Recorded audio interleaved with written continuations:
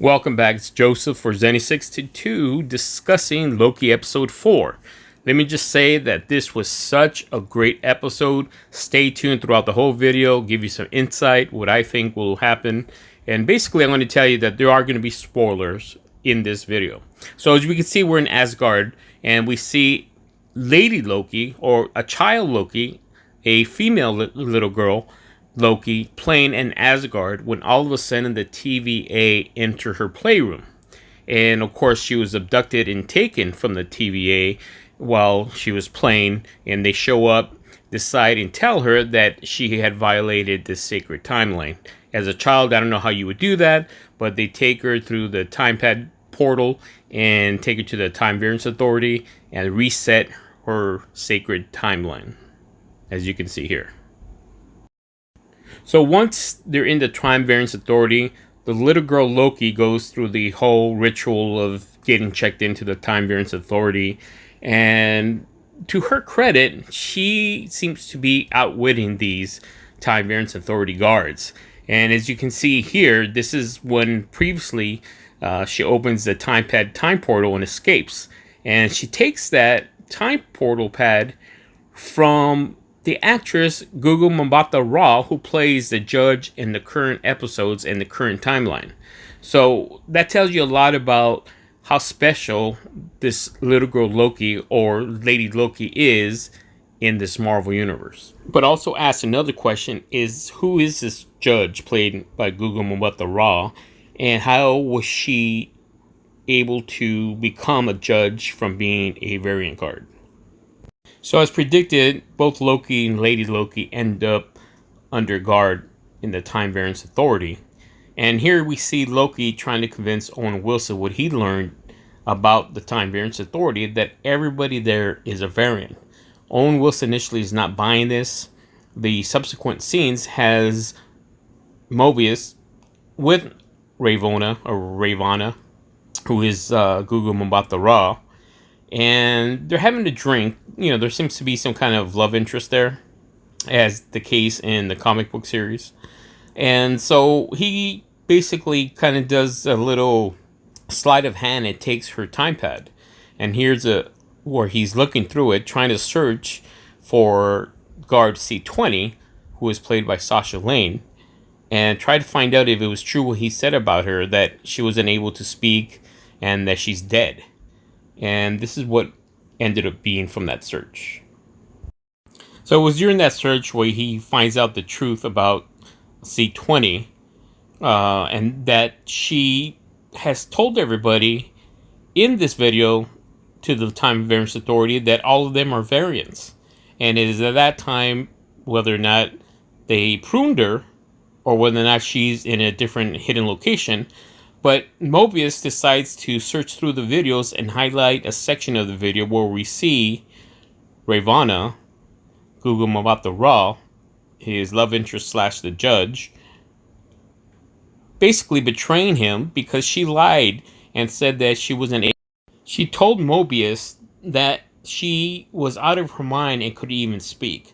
So obviously, once he finds this searching of the video, he realizes that he can't even trust Ravonna and starts to question everything. And eventually he leaves the library and heads down the corridors when Ravonna spots him with guards, takes the time pad again from him. Some dialogue happens, and then the guard prunes him. Now when this happened, I automatically thought this can't be the end of Mobius / Owen Wilson.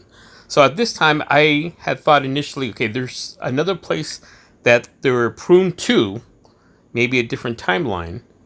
And my theory later on was answered. But in the meantime, we see both Lady Loki and Loki headed to see the timekeepers. It was told earlier that the timekeepers want a hand in pruning the variants. So as they approach the timekeepers, we see Ravonna taking guard in back of them, as well as other guards that are in there.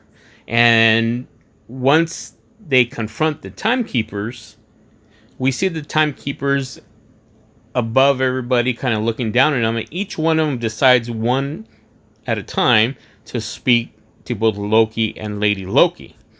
And this is a little odd because they do seem like puppets. Whatever authority they have seems to be projected in a very echoey voice. And once Lady Loki and Loki see this, they tried to go after the timekeepers, but it kept being pulled back until B-15, who's had a change of heart after a previous conversation with Lady Loki, arrives, releases their collars, and essentially allows them to roam freely. And it's this time where an epic battle occurs between the guards, Lady Loki, and eventuality with Ravonna. We do see B-15 engaging, and you can see she's pretty upset. And this starts a huge battle, as I mentioned before. And what we see here is the beginning of the battle from a different perspective. But you can see in the background, while the battle is going on, you just see the timekeepers essentially just sitting there with wielding no essential power, as though they're just stagnant and just looking at the battle. So as the battle increases, there's moments where it slows down and picks up, and we see them going all out. It is pure glorious warfare inside the timekeeper's den. And once the guards are taken down, and Sylvie, Lady Loki, seems to take the lead on this and starts hearing the timekeepers speak to her individually, and they're basically trying to get Sylvie on their side, but it's really, they don't fall for it. There seems something off according to what Lady Loki and Loki believes going on. So eventually Sylvie throws a sword at one of the timekeepers and knocks his head off. And when they recover the head, they realize that they're just droids. And it's that time Sylvie says they're mindless droids. Which brings up another question, is who's controlling the droids? Where is this timekeeper's authority, or where is this all coming from? And that is when Loki decides that he wants to confess something to Sylvie when something unfortunate happens. And that's when Ravonna, who was knocked out, seems to be lingering around, and this is what happens. Ravonna uses the pruning stick and prunes Loki, while essentially he's looking like he's trying to confess his like or love towards Lady Loki when he's completely pruned. And it is that time when Lady Loki really gets upset. Ravonna goes after her, but she switches up on her and it gets her on the side and kind of takes the pruning stick when Ravonna is telling her, go ahead and do it, as though she knows something that no one else knows with regards to that pruning stick.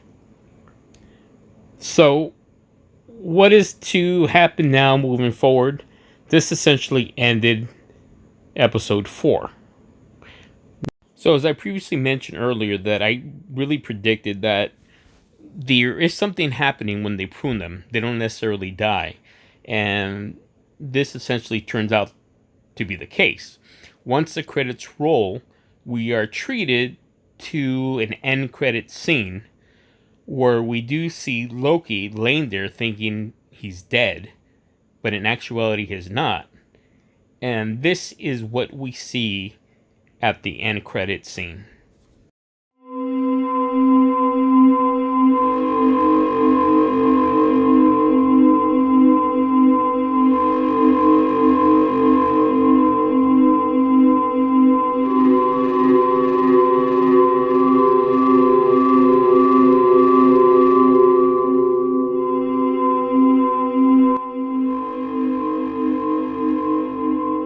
And like always, don't forget to keep it here on Zenny62, and don't forget to like and subscribe.